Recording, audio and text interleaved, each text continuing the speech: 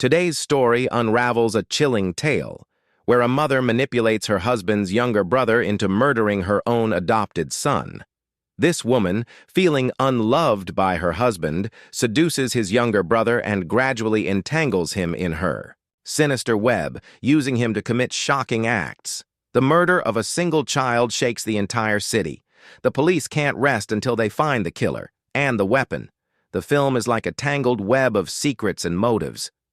Each thread reveals something more disturbing than the last. Parma is a determined police officer investigating the case of a missing child in the city of Buckingham. One day, everything changes. What should have been a joyful evening at the mall with her son turns into her darkest nightmare. John, an emotionally unstable man haunted by his traumatic past, cannot bear to see Parma and her son happy.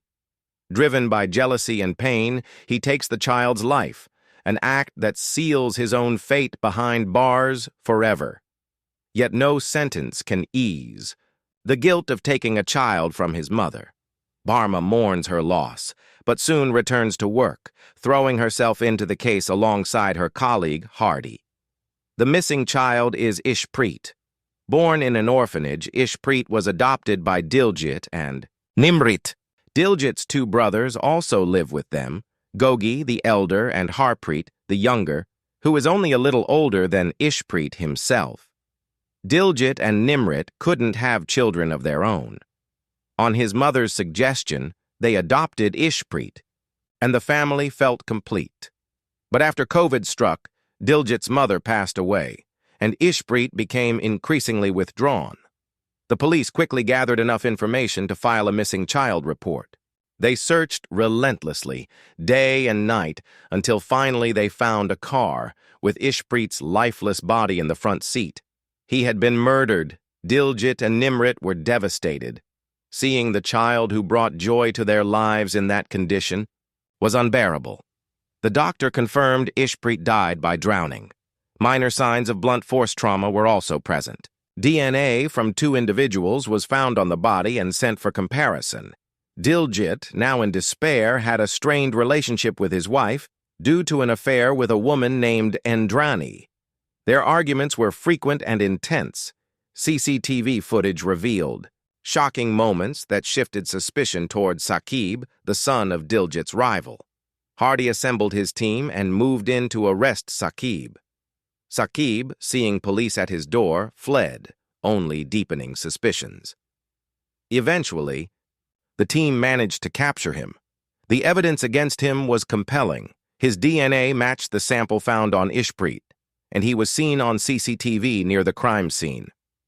Saqib's close friend Navid also came forward. Frightened, he recounted what happened that day. Saqib and I were waiting by the river for our drug supplier when Ishpreet showed up with the stash. We paid him, but it was a little short. Ishpreet got angry and demanded the full amount. Saqib lost control and pushed him into the water. I begged him to stop, but he wouldn't listen. Ishpreet drowned right in front of us. We panicked, used some of the powder ourselves, and left. Parma, however, wasn't convinced. While Hardy believed they had their man, Parma suspected otherwise. Hardy lashed out, accusing her of letting her grief cloud her judgment. This only fueled Parma's determination. She believed Saqib was not the real killer. Saqib's mother fell to her knees in front of Diljit's family, pleading for mercy and insisting her son was innocent. Parma was tormented by the possibility that an innocent person might be in prison because of her, while the true culprit walked free. She began digging deeper, eventually discovering that it was Harpreet, Diljit's younger brother, who had delivered the drugs to Ishpreet that day. When questioned, Harpreet denied everything. The Bee. Atmosphere in Diljit's home grew darker. Harpreet began making inappropriate advances toward Nimrit. She pushed him away and warned him. Parma couldn't sleep. The weight of the case and the feeling of injustice pressed heavily on her. She met with Saqib again. He said she might not believe him, but insisted on telling his version of the events. He admitted Ishpreet came to deliver the powder, and when they couldn't pay in full, a fight broke out. Saqib lost control, and things turned violent. Navid tried to stop it, but failed. Later, they returned to the river and found Ishpreet's body. Terrified, they ran. Still, Parma had doubts. The next day, she met Navid again and demanded the truth. He stuck to his original story. But after she left, Navid made a call to Hardy. He reminded Hardy of his prediction. Parma would never let this go. Hardy, realizing Parma might be onto something, took Navid to a secluded location to find out exactly how much she knew. But he didn't realize he was walking into a trap. Parma and Navid had planned it together. Navid's job was to scare Hardy into confessing, while Parma watched from a distance, recording everything. When Hardy tried to escape, a confrontation erupted, and he was fatally shot by police. His partner later revealed that Hardy had been seeking revenge against Saqib for what he had done to Hardy's sister. When the opportunity came, Hardy helped frame Saqib by planting Ishpreet's body in the car and manipulating the evidence. Parma had unraveled much of the case, but the murder weapon was still missing. Then one day, Diljit returned home and heard his wife screaming upstairs. She was shouting at Harpreet to stay away. When he ran up, he saw Harpreet trying to force himself on Nimrit. In a rage, Diljit attacked him, not even recognizing him as his brother, only as a threat. Police arrested Diljit but later released him after Nimrit told them everything.